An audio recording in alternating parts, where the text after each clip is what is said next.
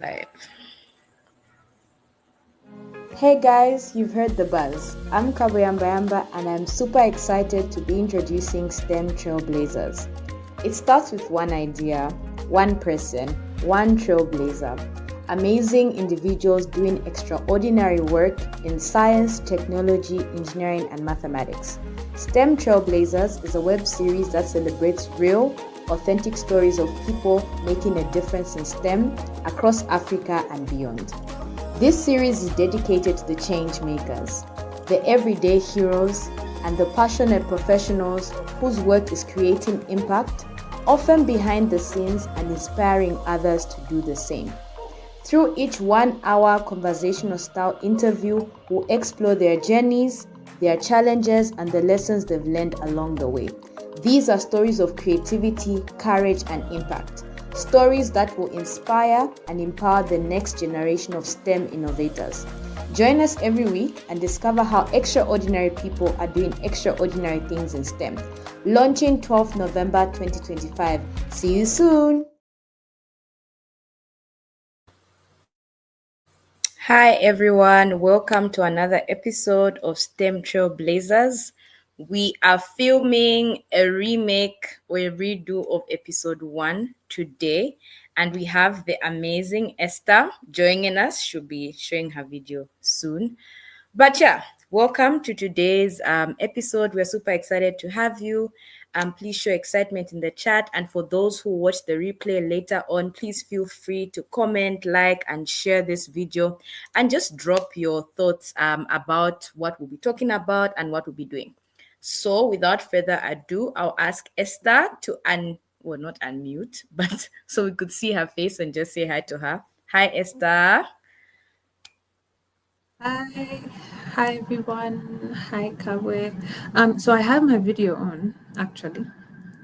I don't know if you can see me yet. I hope Yes, you I can see can. me. Yes, we can. Awesome. We can see you very well. Finally. Happy to be here again. Finally. Doing it right this time. Yes. Finally. Finally. I am really excited to have people watch this conversation live, but more so, I'm actually excited to have this conversation on YouTube because with the previous one, a lot happened. We'll not get into that. But yeah, we're going to start right off. And there is something I like to do, or I don't say I like to do because it's like episode 2. But I was telling Danji in the previous episode that I'm adding this thing where like I make intro videos of all my speakers and then I allow AI to do like the narration of your names. And it's just funny to hear like AI, say African names. So I'm starting like a thing here where like we need more accurate AI. So we made one for you as well.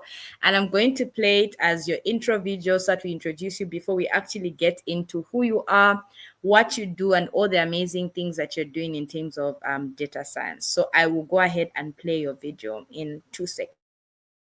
Introducing the Trailblazer. Esther Mungalaba is a Strategic Information Officer at CIDRZ in Zambia, where she manages research data to inform policy and healthcare decisions. She designs data systems, supports accurate data collection, and translates complex findings into actionable insights. Passionate about impact, she uses technology to tell human-centered stories through data, aiming for meaningful community change by combining science, technology, and compassion.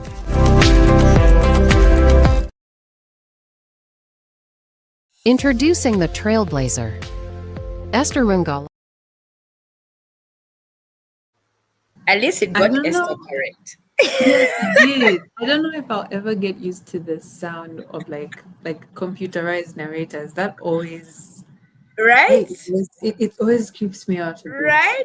Okay. Right? That was So actually like really cool to watch.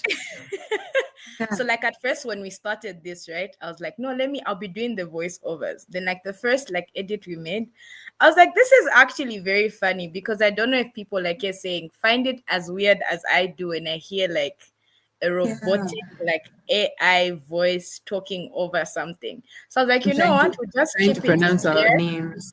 Yeah, like we just keep it in there since we're doing STEM, and it will be a conversation around also like how AI needs to be a bit more inclusive and diverse and representative of like our names and our culture. And yeah, we have a long way to go, but that's on that. So that's my mini like thing with AI right now. And I want to do it for all our trailblazers. Anyway, enough of that.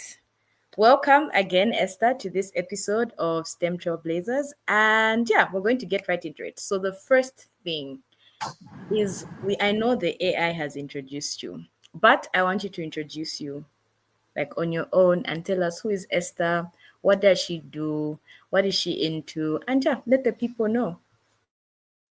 Thank you. Super, super, super happy to be here again. Um, Always love making time for a good conversation. And yeah, that introduction was very posh. Mine will not be as put together. I am I'm a young professional. I currently work like the intros aide at a research organization here in Lusaka, Zambia. I'm also a huge family person. I'm an older sister to many people, a younger sister to some. I'm a daughter. I'm also I think last time I introduced myself as a chronic volunteer, which is, yeah, a term I've coined for myself. I love to spend my free time volunteering as well. Great. Thank you for that. No, last time actually, your headliner or the first thing you said was like I'm a family person and like I'm a sister to many. So I'm just doing like compare and contrast, and there's a consistency in who you are, because last time you were this Esther, this time you're still this Esther, and just goes to show how passionate you are about the work that you do, your family, volunteering, and the many causes across yeah, whatever you do. So diving right into it, my first question for you is I want you to take us through like your academic journey, or basically how you stumbled into the field of data science, data analytics. And I just want you to take us back into like okay, who was Esther at 5, who was Esther at like 18, and who was Esther like in uni before she got a job. So 3 points. So at 5, at 18, and in uni. So just take us through that journey as you explore data. Right. You're Esther at 5. Where was I at 5 years old? I I might have been in Dola. So who was I?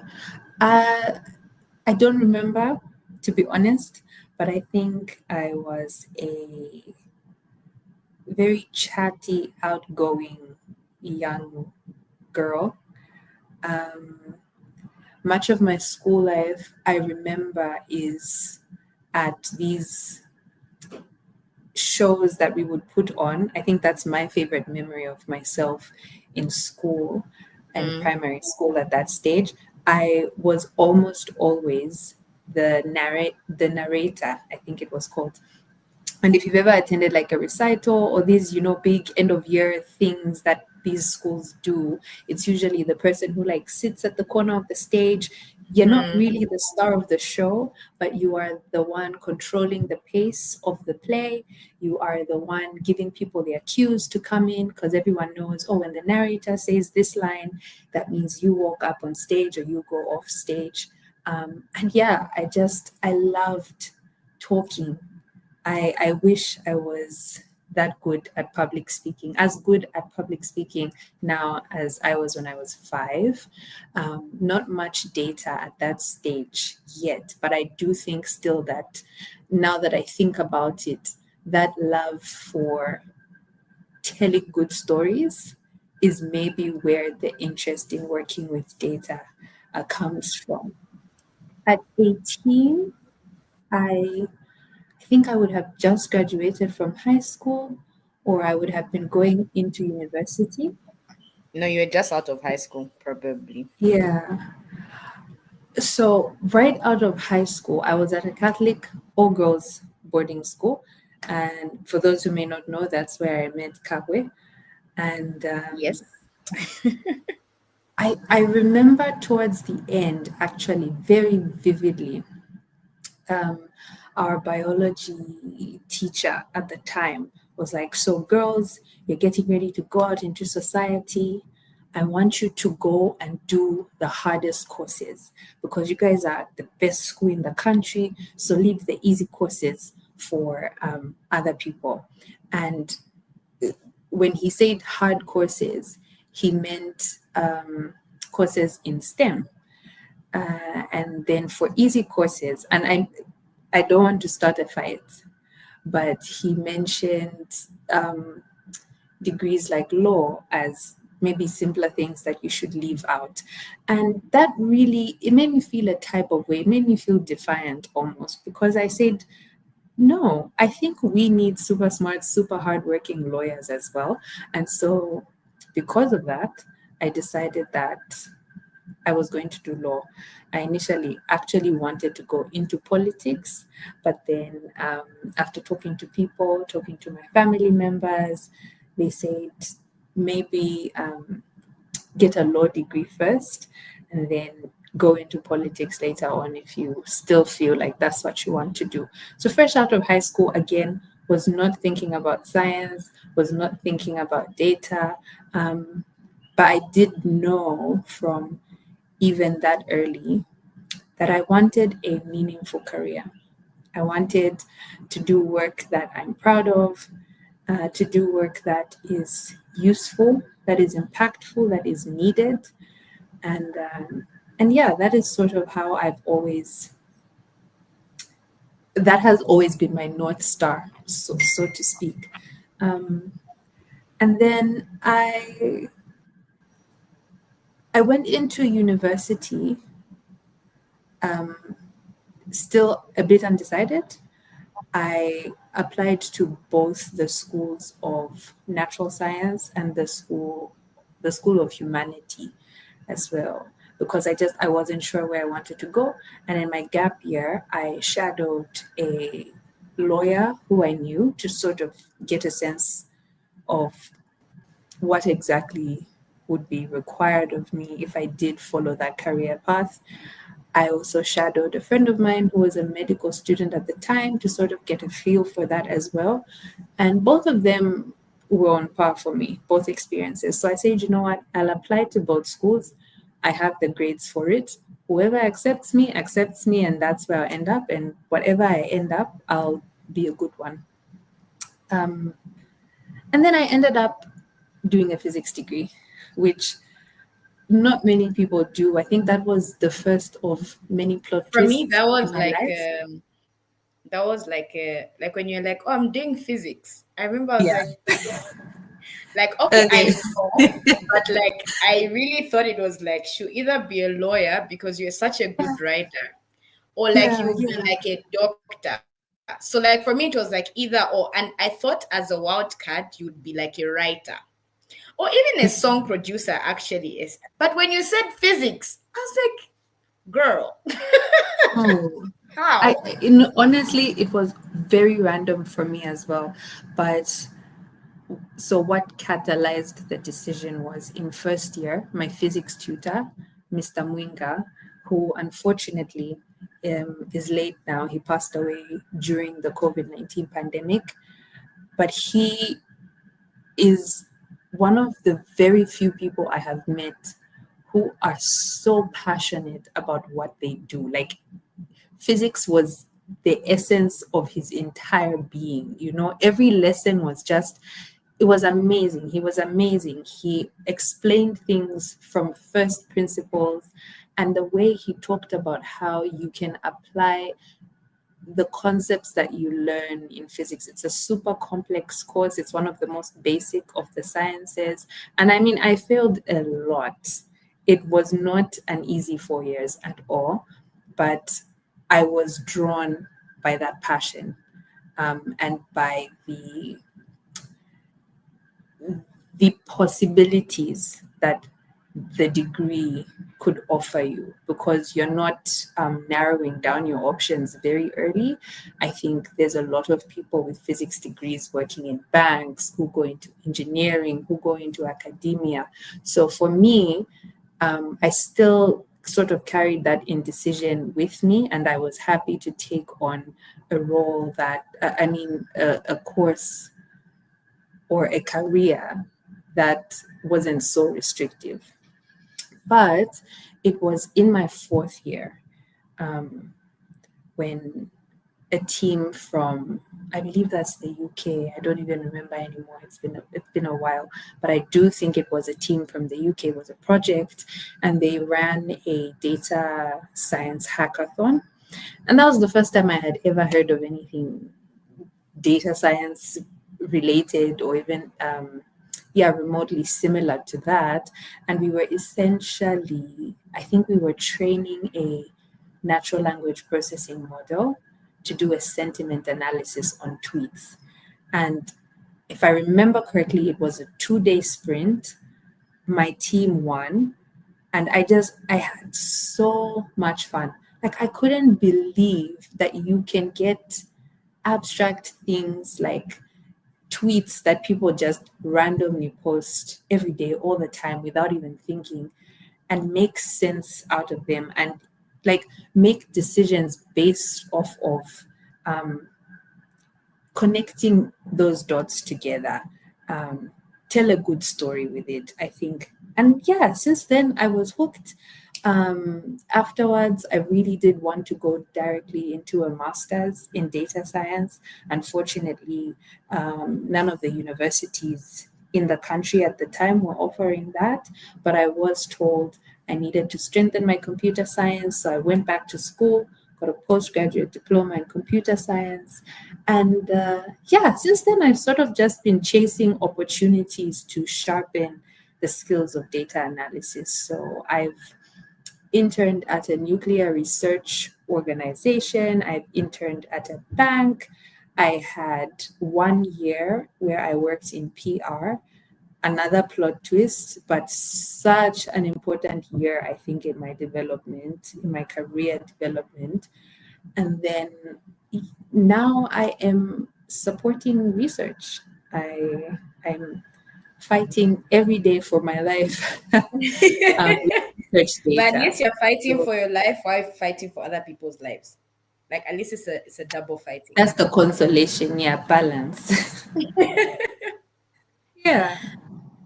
All right, okay. Thank you so much for that introduction and getting in depth. So I'll keep the questions about how you balance, like, because I know you've spoken about like PR, being in physics, data science, and all that stuff. And I've pinned it and put to myself that I'll actually ask you about that right at the end.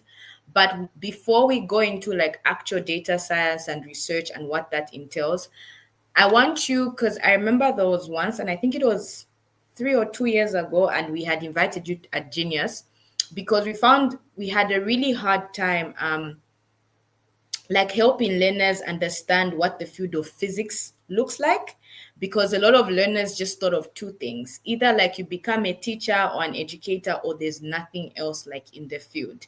And I remember you coming into the room and sort of breaking that down, like, oh, there's this types of physics and all that stuff. And yeah, I just want you to get into that just for like a minute, just for the knowledge of like the learners who might wonder, like, what does a career in physics look like? Because after this, we'll probably talk about how like physics and data science connect and how you got into like actual data science. But before we get into that, just to explain to like the viewers or the learners that may stumble about in this video, like, what does a career in physics look like? What are the opportunities there? Just briefly on that. Right. Well, to be honest, I think that is a valid fear or apprehension to have about a career in physics, because you don't meet that many people who do have degrees in physics and do not intend to go into education per se. However, I think the range of things that you learn while getting a degree in physics make it applicable to a lot of places, particularly the math that you do while getting a physics degree is all calculus, advanced calculus, linear algebra. That is the basics of machine learning.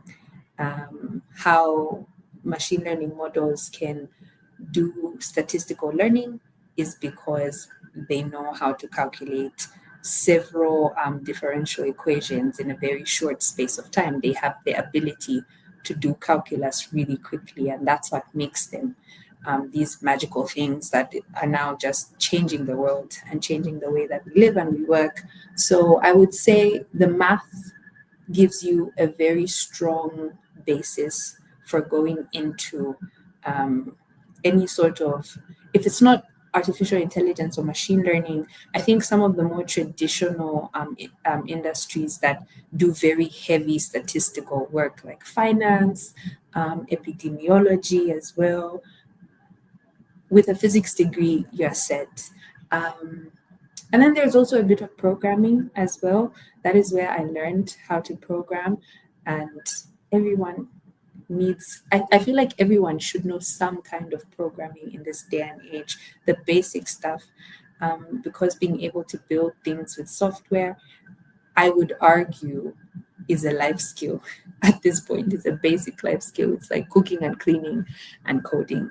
And you don't have to be extra good at it, but I think just being able to do small things, build yourself a small calculator app or something like that. So yeah, there's many avenues you can take with physics. It really genuinely depends on where your interest lies. Yeah. No, I really love that. And I intentionally made you like go into that because sometimes, right, especially in the field of STEM, one, when people think about the M in STEM, like the mathematics is STEM, no one really can like map out what careers you'd get in like mathematics. So like science, people like would know. In tech, obviously, like the tech bros and everything tech, you know, engineering, that's also, but then for M, like mathematics, people are not very like what's the M in STEM again? And it's careers like you've said, like in physics, because there's a lot of like mathematics and calculus, and also already just brings into things like programming and computer science, because people also think that computer science is the E in STEM when it's actually M. Like it's actually mathematics still, and the coding and the programming is actually a lot of math. And I know math is hard. Well, not, I won't even do this. Math is hard. Math is hard. But I also just feel like everything else in life is also hard to grasp if you make it like that. But what I'm driving at basically is your point to say, like, with what's happening in the world, like, you know, with machine learning, artificial intelligence, and all these other things, you actually have to have basics in like math, like even in things like coding, like just understanding how numbers work, how programming works. And we're not saying like get a degree. No, we're just saying like you really actually, those jokes we crack about where has math ever made sense, like what's Pythagoras theorem, like they have to stop, because like on a serious note, like math is actually very essential in terms of building systems and everything else we are seeing like on the tech, science, and even engineering space. Like math is at the background making sense of all those things. So I just thought like I emphasized that point. Anyway, we go into the next part, and we're going to be talking about your career and basically data science and analytics as a field and profession. So before I assume that our viewers know what data is or data science or what the field is or what any of these things are, I'll allow you. Also, I'm distracted because, like, you know me, I like good lighting. So today I'm feeling like the lighting is betraying me, but that's why we need to buy a ring light. But anyway, that's not the point. Back to my You're good. actual You're question. good. Yeah. So my question is around like just introducing the field. Well, okay, that's a big question. But my point is just give us a snapshot of like what's data science analytics, like what does that profession entail? And also like what is research? So basically what's data, what's research, and how do those two things tie in together? Okay. I'll do my best. So I like to think of data as any and all of the information that you generate when you interact with the world, when you go and use an ATM, when you open your Facebook app and you leave a comment, when you shop online, all of that information about where you go, what you like to talk about, how much money you spend, that is data. Research is the science of finding stuff out, I think. I wish I had a more rigorous definition of the term, but it literally is the science and the art of asking good questions and finding the right answers with the correct methodology. The field of data science is now using the different, I guess, machine learning tools that we have, or models that you can build to make sense of the numbers. Analytics is slightly different, but it is related to it, which is more of what I do. An analysis looks different. Statistical analysis, it could be anything ranging from your descriptive analytics. Tell me what are the averages. Tell me how many of X do we have in the data set. You could go up to inferential statistical analysis. You can go up to, there's predictive analysis. It's a whole pipeline, I guess, but it's the skill of working with numbers and doing it the right way, because there is a right way that you can sort interpret numbers, and this is dependent on, like the type of data that you're working with or the context within which you collected this data. Yeah, I think that's how I would define those three things. No, I'm actually happy that you didn't use like textbook, like, like definitions, because it also helps, because when people say data, obviously data is information, like you're saying, but there's also different types of data. And research actually is what you're saying. It's the science of actually asking good questions, always asking why, how, like how does this work? And you keep asking, and it's almost like a treasure hunt of sorts, right? But before I ask like your next, like my next question to you, something that's very apparent is, data is important. And I know that we speak about it now and people are thinking like, oh, data came because of tech. But, like data has existed for thousands. Well, like data was there when like the world was just made, like data. But then we've gotten, obviously, as humans, more complex, and also found better ways to like represent this. So the first thing I'll just speak to before I ask your question is, how sometimes people don't relate like what you're saying, like, oh, data science and data like statistics, to what they actually see in like everyday life, because there's this like, like barrier in between like data or math numbers and what actually is happening in real life. So before I actually ask you about like the future of data and your work at Siders, I just want you to speak a bit, and I hope this is not a wild card, but I just want you to speak a bit on the misconceptions or the barriers like that you think people have in terms of like just realizing that data is actually like literally the lifeline of everything that we see and that we do. So just touching a bit so that people get like this context on how important data is to like everyday life, and it's not this like larger on life like field that we're talking about that people like don't understand. I think one of the biggest misconceptions I can think of right off the top of my head is that there is such a thing as data that is too small to be valuable, to be important. I think particularly around conversations of inclusive AI, it's becoming more and more apparent that all the information that we generate about ourselves is important and is extremely valuable. And people who are commercializing some of these tools will not tell you upfront that it is important, but yeah, there's nothing like data that is too small. Things as small as the posts that you like on Facebook are being used to create models or to train algorithms that can push you the kinds of content that you should be seeing, for example, that can have influence over your political leanings. We've seen stories about this in the news. The languages that we speak, for example, can be used to train models to be able to speak, to be able to infer um, information in the way that we talk. And so it's important. All of it is always important, and we need to be careful about what we do with that data. Yeah. And I also just think that I think people, well, I don't want to speak for the world, but for me, from my experience and living with human beings, right?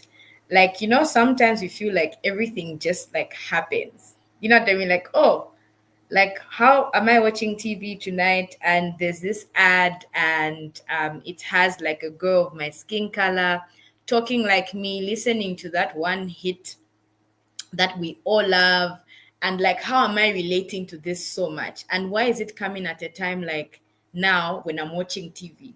And for me it's things like that that I'm like everything in the world happens because data informed it. So like everyone from literally advertising companies to PR agencies to media outlets to movie makers, like to the fashion industry, like you can think of any sector, farming, engineering, like literally make the decisions they make because of the data they have. So when you see like certain products are not on the shelf anymore, it's because the data told them that you don't like it when Fanta is pink. Like for me, I have this obsession with Fanta with a blue lid. Like, it's things like that. And for us, I think it's dangerous, like you're saying, to just think that like some forms of data are irrelevant or small and others are like bigger. And I think as a content, well, I don't say like be too larger than life.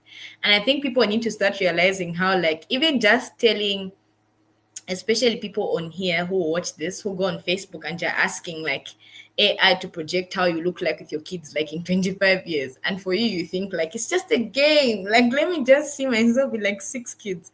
Like, it's collecting data. So I love that you brought out the point of like data is used to train machine learning models, like data is used to train like artificial intelligence, and like everything we put out there, even the posts that you put out, especially the kids that are now all over social media, like that's like there's harvesting happening and it matters. And that's why sometimes you feel like the world was curated just for you. Like sometimes you can actually think that Instagram was made for you, but trust me, Esther's Instagram is actually not my Instagram, and we're on different points. So anyway, I just thought I'd bring that out for anyone who watched this about how important data actually is, and that it informs everything we see, from the colors of Hungry Lion packs to like the ads on coffee and who you see in those ads. And which will lead me to like my next question. So like a typical life, like a typical day in your life, obviously, is harnessing this data and harvesting it. But I want you to just walk like the listeners through, and like, what does a day of making sense of data, like connecting all these dots, look like for you? Like, what does that look like in case like someone wants to be like Esther when they grow up? Since now that's the new thing. So, what does a day in the life look like? What does a career in data analytics or data science look like? Uh, it looks like a big headache every day. But no, seriously, it's a lot of data cleaning and data wrangling, which I think actually that should have been my first misconception. That's what I should have said. I think people think that majority of the time that you're working with data is spent doing graphs or doing nice fancy analyses or training models. No, 80% of the time you are cleaning up real world data. You are making decisions about what to drop, what data to keep. You're making decisions about quality control. And those are really hard and they're mentally taxing things to do. And so, yeah, a lot of my day, most of my day is spent trying to put the data into nice, neat boxes that make sense. it's a lot of error flagging and things like that. And then also a lot of meetings, because it is my responsibility to make sense out of that which inherently does not make sense on its own, and then inform my team about the direction in which our activities should go in. If there are any operational decisions that we need to make, wherever we may be, I need to be able to communicate that with them. So there is a lot of storytelling and a lot of communication as well in my day.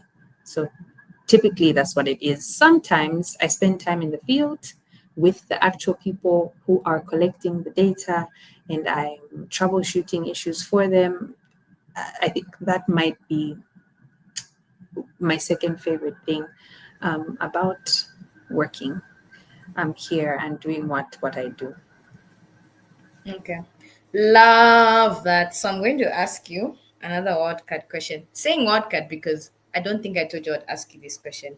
But how do you think that your natural strengths or like your interests from like just your life and when you were younger have shown up like in this field? Because I genuinely believe that like we just don't stumble into the fields that we like we okay, there are some people who are just working because they want to work, but like in your case because you're a passionate person, right?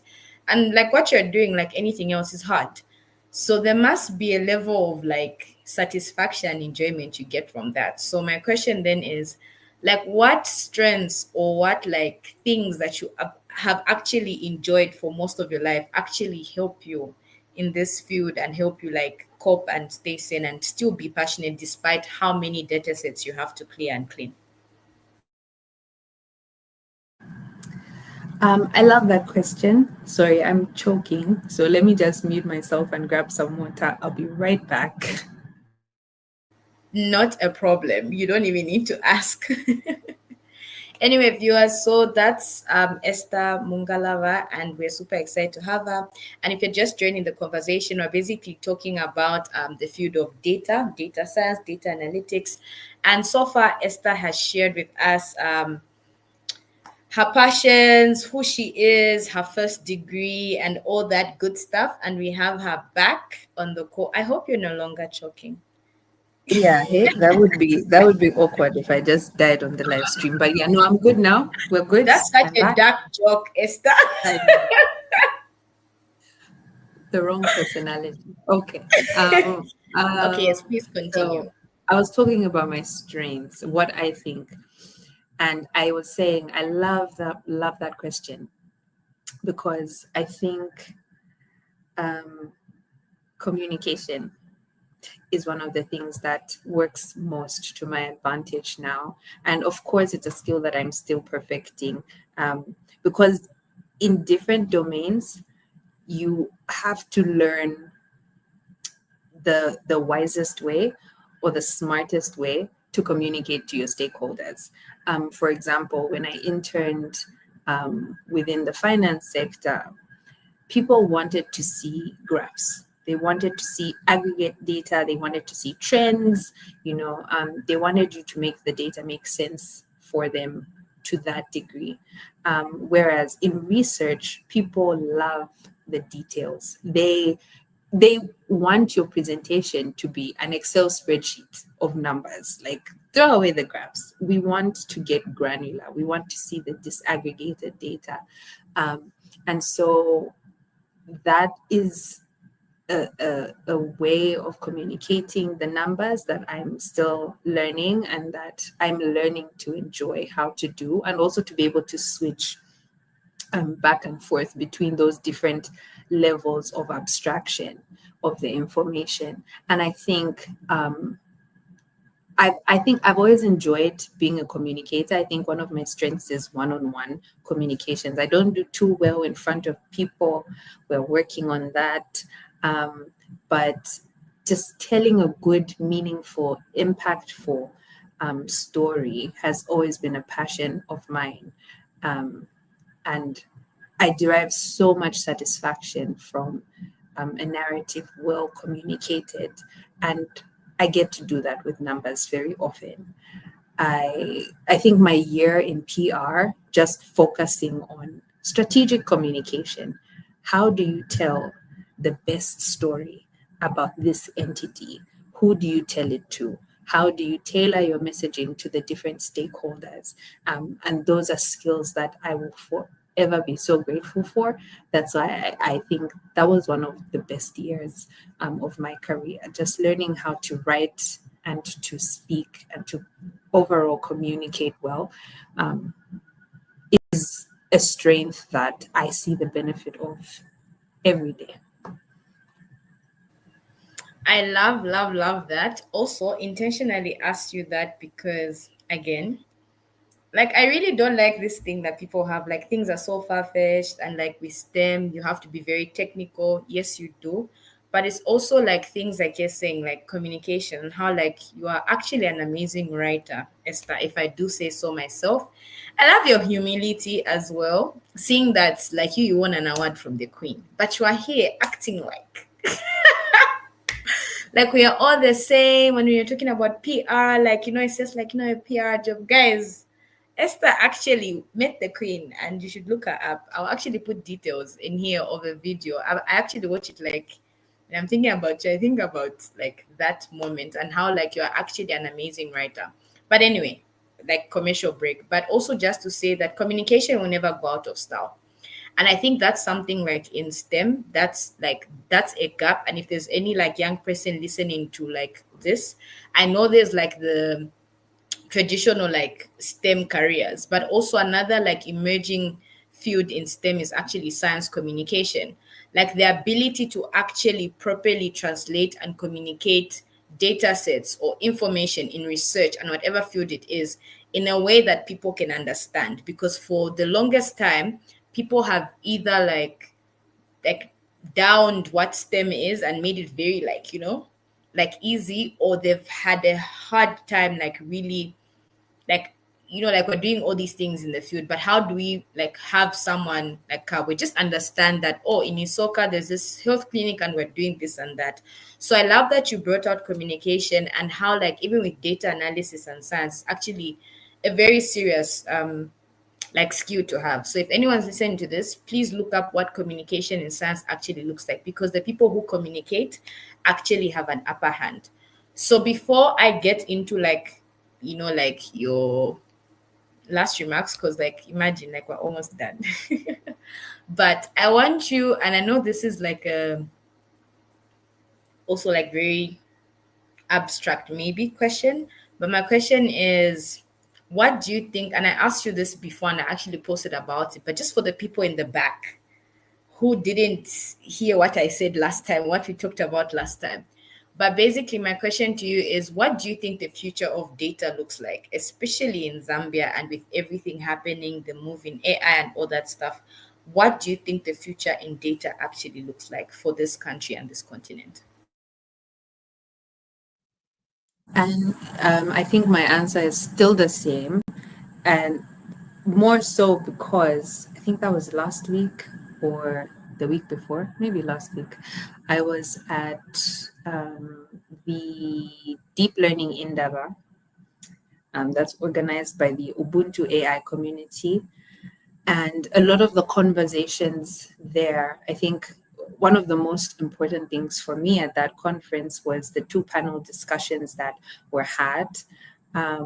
One was about how do we bridge AI strategy and AI implementation, because there's a huge gap there. And then in the second half of the conference, it was a discussion about how do we bridge research, not AI research, but then not only that, but how do we bridge that into, again, implementation, all the things that are stuck in academic papers. How do we get that into our offices, into our homes, into everyday life? And there were several answers, but I think both of them, a common denominator was we need to begin to look at data as critical digital infrastructure. And I know a lot of people are already thinking about it that way, but we need to do more, because the only reason why we are able to have, these huge, powerful models like ChatGPT, for example, is because they have been trained on, I was going to say open access data, but there's a bit of contention around, where Yes. some of the data that, yeah, it goes into training these models comes from. But the point is, I think people and innovators and builders and creators are able to iterate through innovations a lot faster when they have access to the basic digital infrastructure. And most of the times when we're talking about digital infrastructure, we're talking about, oh, we need cell towers, we need fiber optic cabling so that people have good internet, we need 5G network, we need smartphones, we need laptops, we need energy, we need power, because training models is extremely energy hungry. We need compute. We need powerful GPUs that can handle the kind of processing that is required to do a good job of training these models. And all of that is true, but then we also need the data that goes into informing the models that we use. And so that is honestly my hope for the future. It is that we will have more readily available and accessible data to everyone. And one of the panelists, I remember, asked in passing, where do we begin? And that question has stuck with me, I think, since then. I think about it like twice a day. Where do we start giving AI startups and AI innovators, even just people who are AI curious, the tools to be able to train your own little model at home or create your own little pipeline in your classroom? You need that sort of data. And in countries that are a bit more ahead of us, we have government ministries, institutions, carrying the responsibility or the burden of providing these kinds of data sets, making them publicly available. And so I would really love to see that. I would love to see, for example, the Ministry of Information, assuming that they are the ones who have this data, but like curating a Luvale audio data set from all of the ZNBC news readings that we've been watching on our televisions for many, many, many years, so that people who are trying to develop, and people who are trying to develop like speech recognition tools and softwares or solutions, for example, have access to that information. Again, our data is everywhere and it is there, and we need to start to treat it as the valuable asset that it is, and to start to treat it as critical national digital infrastructure that our local developers need to have access to.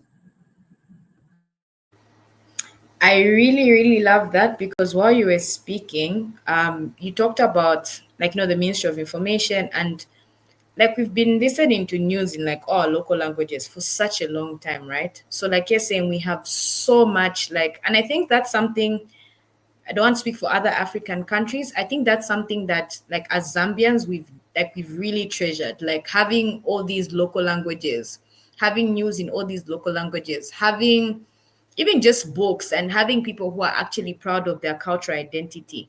But I remember something that I was, and I don't know if that's the place, but when you're going to, I think it's UTH, there's that National Archives like place, right? And it has like archives, like records in like, and wild thought. I'm always like, like what if this place like burns down? Because sometimes, like, when you're looking for something, they'll be like, go to National Archives, right? And then for me, my thing is like, it's also like things like even with our NRCs, right? Like, I was replacing my NRC 2 years ago, and like the same typewriter I found when I was like, what, 16, when getting my NRC, is the same typewriter I found. And like when they're replacing it, like they had to look like for files where my name was. And like they're literally going through like these drawers and drawers of files, and some of them even had termites. But my point is just to say, like, with what you're saying in terms of like data infrastructure, I think even the question of like where do we start from, right? I think we also start from like what we have now, and making sure that that data is actually turned into, like you're saying, valuable resources. Like literally getting into an integrative program where all this data, whether it's people's identities, whether it's like traditional languages, the chiefs, our oral traditions, stories, because we have so much culture in that.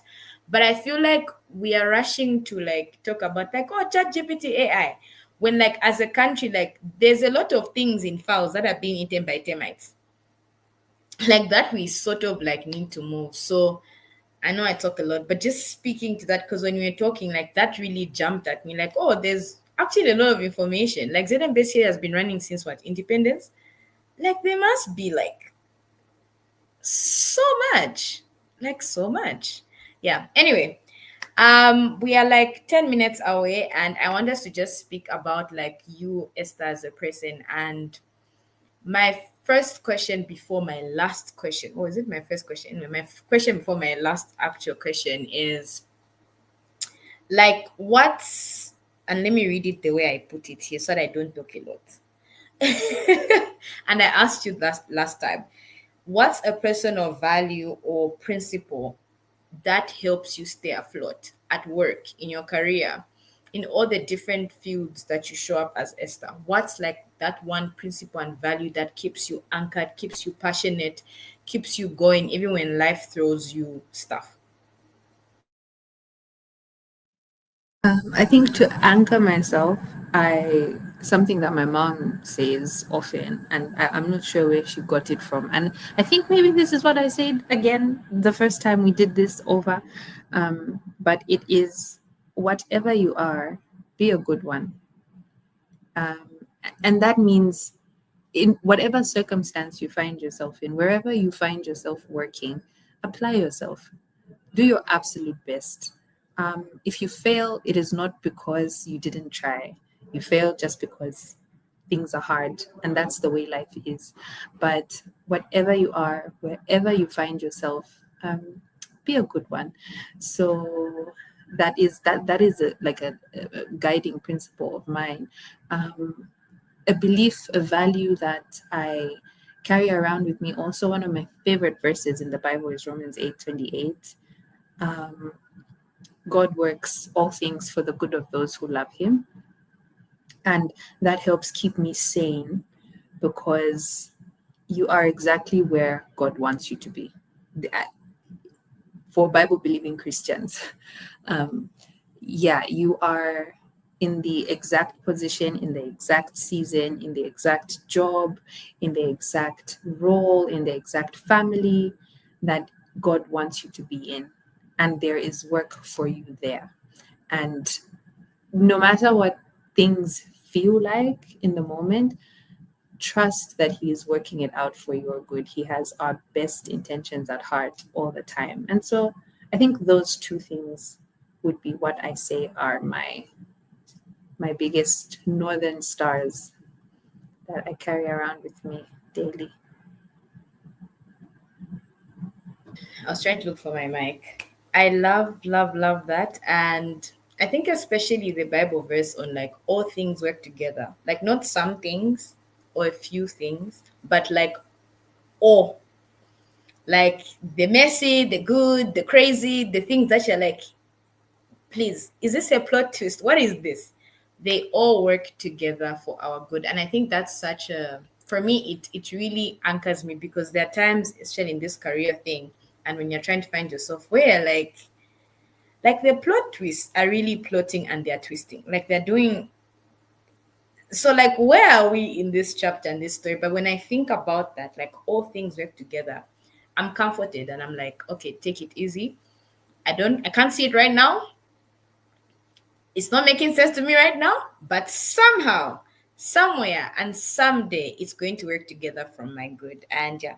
Anyway, so the last thing before I ask if anyone in the audience has a question, and also people will probably come and drop their questions later on. But what's like real raw advice you'd actually give to young people who want to make it in the field of STEM? Because I feel like, and I said this last time, sometimes when we talk about the field of STEM, um, it's two things, right?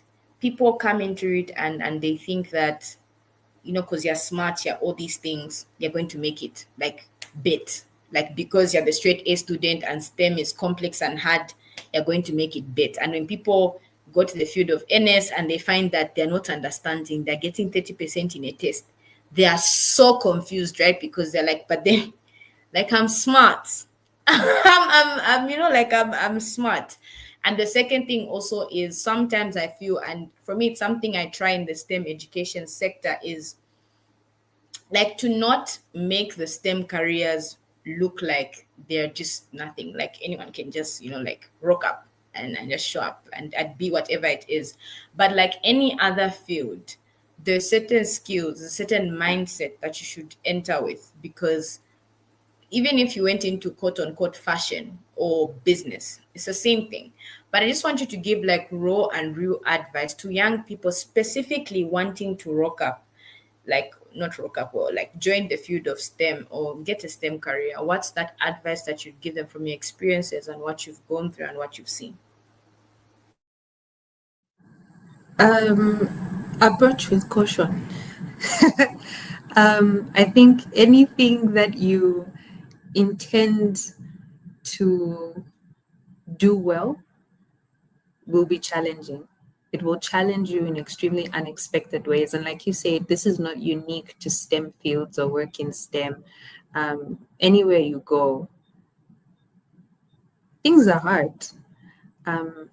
And you have to, you may not know it at the jump, and that's fine.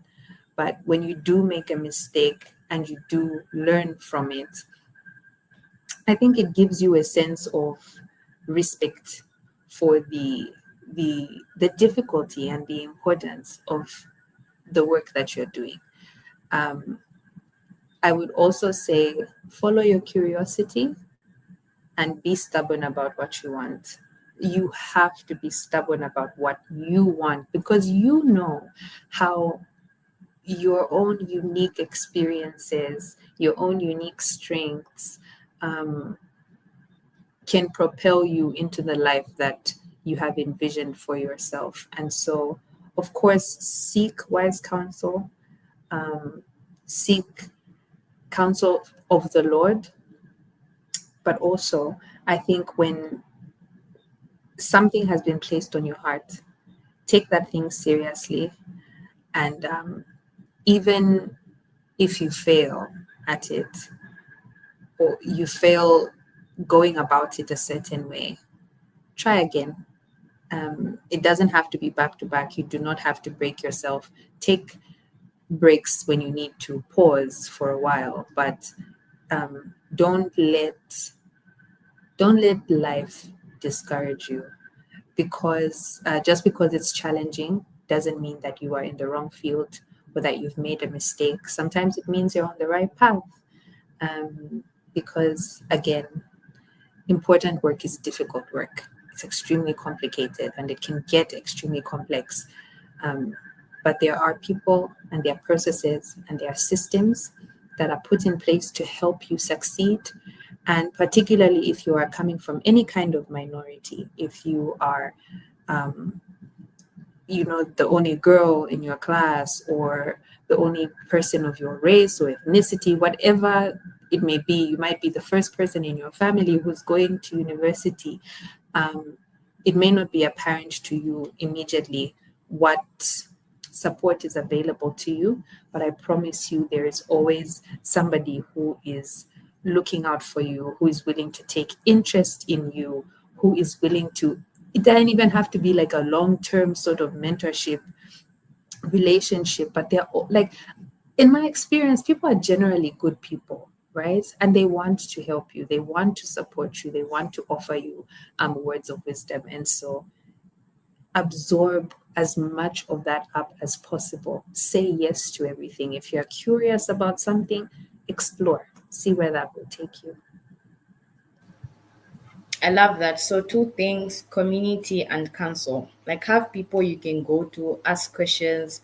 Also, I think that's where mentorship really is valuable because not only in the field of STEM, like you might actually think that things are really hard and like it's unique to you.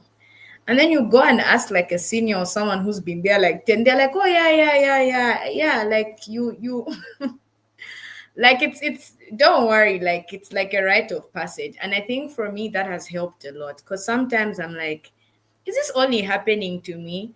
But then also having mentors and community helps you cut down on certain mistakes.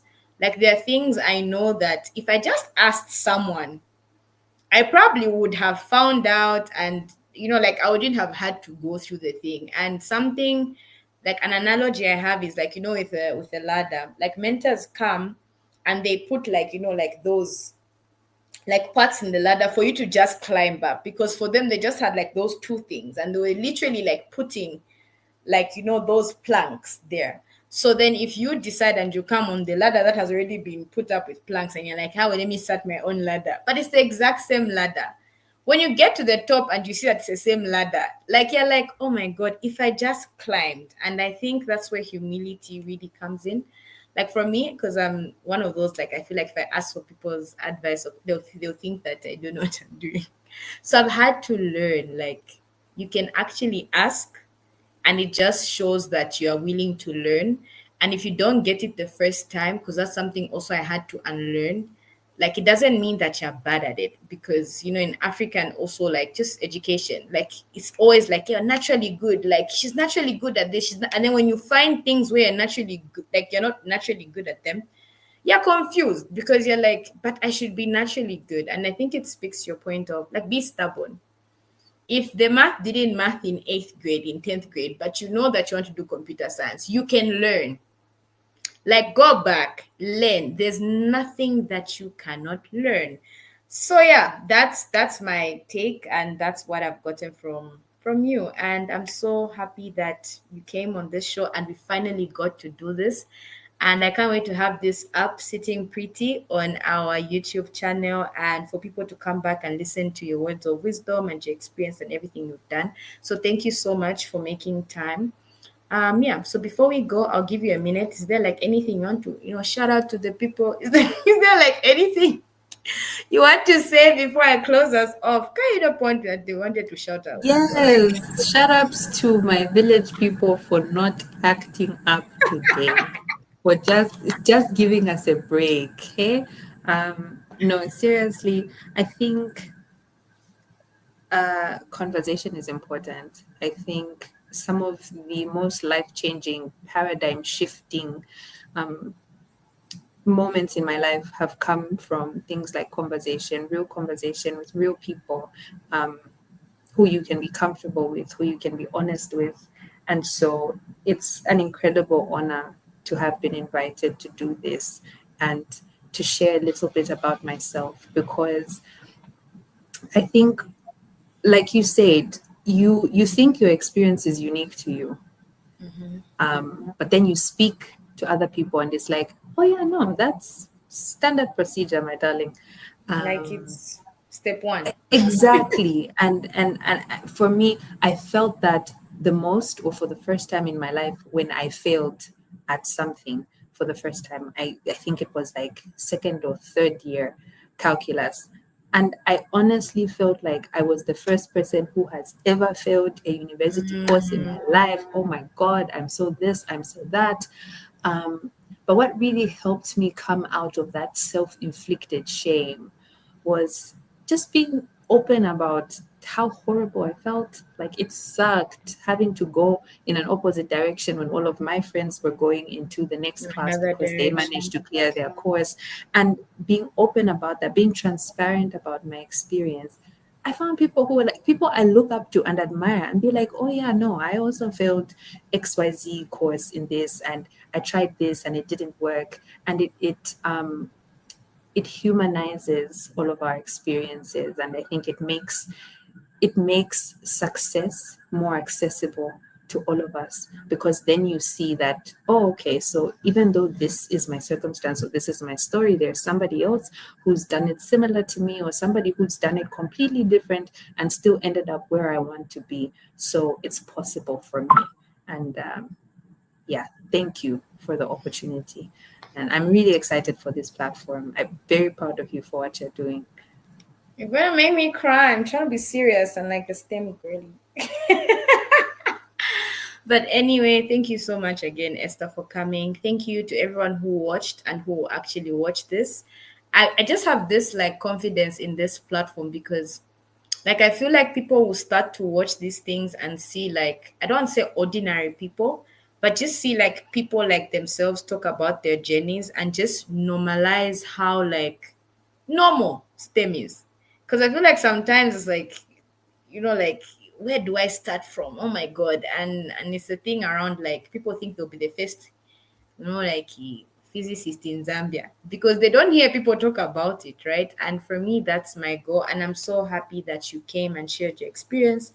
And yeah, thank you to everyone again. I know I say thank you a lot, but so we meet again next week, same time, same place. Look out on Living Life in Color on Facebook and Instagram for our next speaker announcement.